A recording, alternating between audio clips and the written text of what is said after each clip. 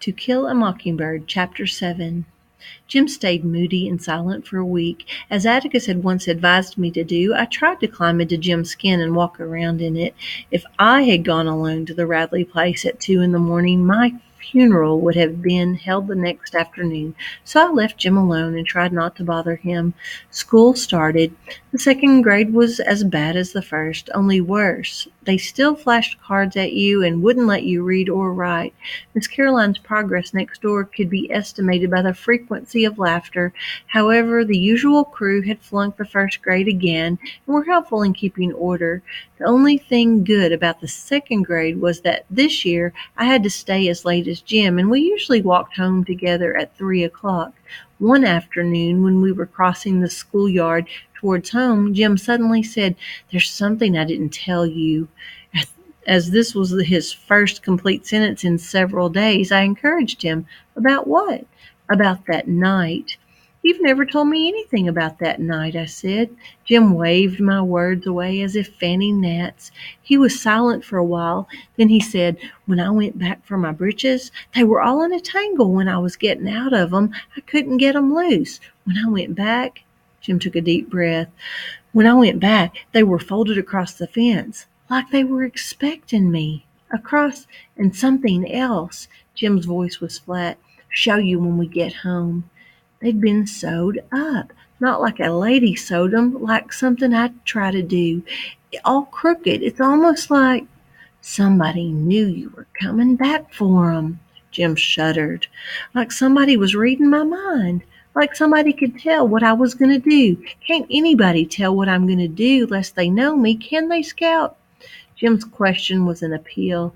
I reassured him. "Can't anybody tell what you're going to do lest they live in the house with you, and even I can't tell sometimes." We were walking past our tree. In its knothole rested a ball of gray twine. "Don't take it, Jim," I said. "This is somebody's hiding place." "I don't think so, Scout." "Yes, it is. Somebody like Walter Cunningham comes down here every recess and hides his things, and we come along and take 'em away from him. Listen, let's leave it and wait a couple of days. If it ain't gone then, we'll take it, okay?" "Okay, you might be right," said Jim. "It must be some little kid's place. Hides his things from the bigger folks. You know, it's only when school's in that we've found things." "Yeah," I said, "but we never go by here in the summertime." We went home. Next morning the twine was where we had left it. When it was still there on the third day, Jim pocketed it. From then on we considered everything we found in the knothole our property. The second grade was grim, but Jim assured me that the older I got, the better school would be, that he started off the same way, and it was not until one reached the sixth grade that one learned anything of value. The sixth grade seemed to please him from the beginning. He went through a brief Egyptian period that baffled me. He tried to walk flat a great deal, sticking one arm in front of him and one in the back of him, putting one foot behind the other. He declared Egyptians walked that way. I said if they did, I didn't see how they got anything done, but Jim said they accomplished more than the Americans ever did. They invented toilet paper and perpetual embalming, and asked where would we be today if they hadn't. Atticus told me to delete the adjectives and I'd have the facts. So embalming and toilet paper. There are no clearly defined seasons in South Alabama. Summer drifts into autumn, and autumn is sometimes never followed by winter, but turns to a days-old spring that melts into summer again. That fall was a long one, hardly cool enough for a light jacket. Jim and I were trotting in our orbit one mild October afternoon when our knothole stopped us again. Something white was inside this time. Jim let me do the honors. I pulled out two small images carved in soap. One was the figure of a boy, the other wore a crude dress. Before I remembered that there was no such thing as hoodooing, I shrieked and threw them down. Jim snatched them up. "What's the matter with you?" he yelled. He rubbed the figures free of red dust. "These are good," he said. "I've never seen any of these good." He held them down to me. They were almost perfect miniatures of two children. The boy had on shorts, and a shock of soapy hair fell to his eyebrows. I looked up at Jim. A point of straight brown hair kicked downwards from his part. I had never noticed it before. Jim looked from the girl doll to me. The girl wore bangs. So did I. "These are us," he said. "Who did 'em, you reckon?" "Who do we know around here who whittles?" he asked. "Mr. Avery.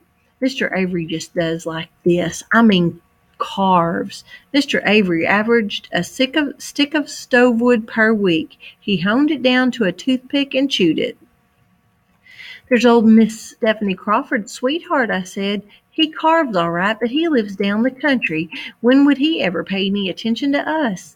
Maybe he sits on the porch and looks at us instead of Miss Stephanie. If I was him, I would." Jim stared at me so long I asked what was the matter, but got "Nothing, Scout," for an answer. When we went home, Jim put the dolls in his trunk. Less than 2 weeks later, we found a whole package of chewing gum, which we enjoyed. The fact that everything on the Radley place was poison having slipped Jim's memory.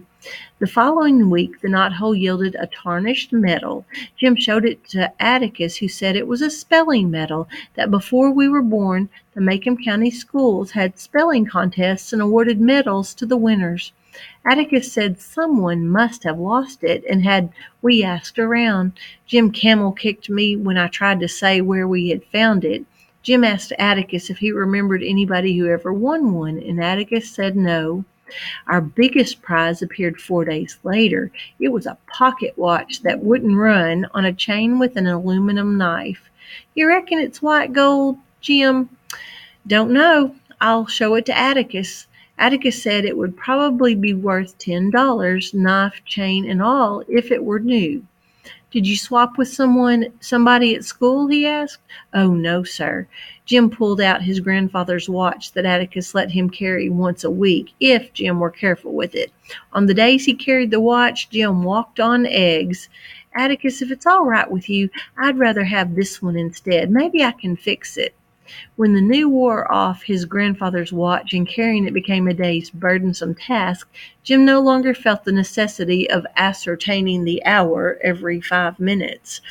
He did a fair job, only one spring and 2 tiny pieces left over, but the watch would not run. "Oh," he sighed, "it'll never go." "Scout." "Huh? You reckon we ought to write a letter to whoever's leaving us these things?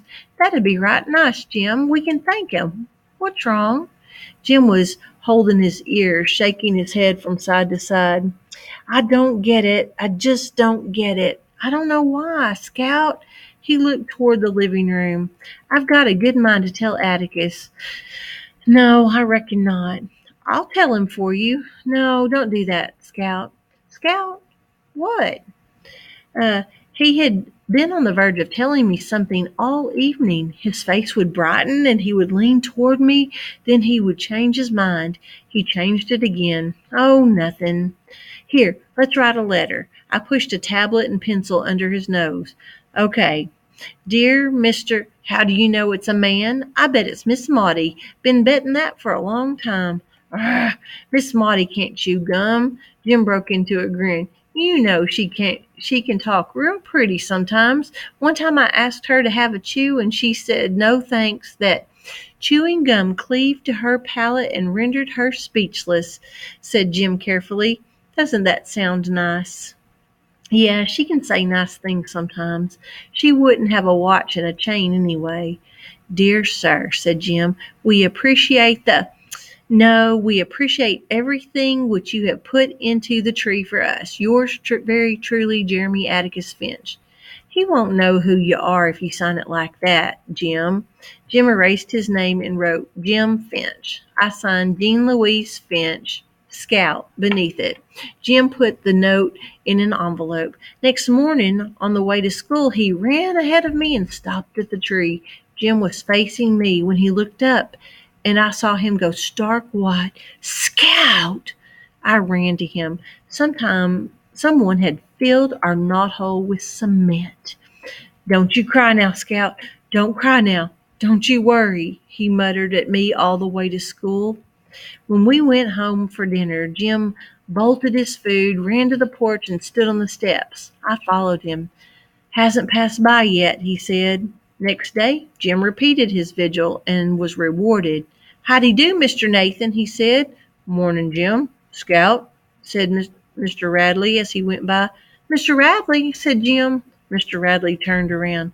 "Mr. Radley, did you put cement in that knothole in that tree down yonder?" "Yes," he said. "I filled it up." "Why'd you do it, sir?" "Trees dying. You plug 'em with cement when they're sick. You ought to know that, Jim." Jim said nothing more about it until late afternoon. When we passed our tree, he gave it a meditative pat on its cement and remained deep in thought. He seemed to be working himself into a bad humor, so I kept my distance. As usual, we met Atticus coming home from work that evening. When we were all on our steps, Jim said, "Atticus, look down yonder at that tree, please, sir." "What tree, son?" "The one on the corner of the Radley lot, coming from school." "Yes." "Is that tree dying?" "Why, no, son, I don't think so. Look at the leaves. They're all green and full, no brown patches anywhere. It ain't even sick." "That tree's as healthy as you are, Jim." "Why?" "Mr. Nathan Radley said it was dying." "Well, maybe it is. I'm sure Mr. Radley knows more about his trees than we do." Atticus left us on the porch. Jim leaned on a pillar, rubbing his shoulders against it. "Do you itch, Jim?" I asked, as politely as I could. He did not answer. "Come on in, Jim," I said. After a while, he stood there until nightfall, and I waited for him. When we went in the house, I saw he had been crying. His face was dirty in the right places, but I thought it odd that I had not heard him. Now y'all have to think about why Jim might have been crying and what he figured out about, one, who was putting the gifts in the knothole, and two, make a connection between the trees dying and Atticus saying, well, he knows his trees better than we do, and what else might have been considered sick, and the Radleys thought they knew their child better than anyone else.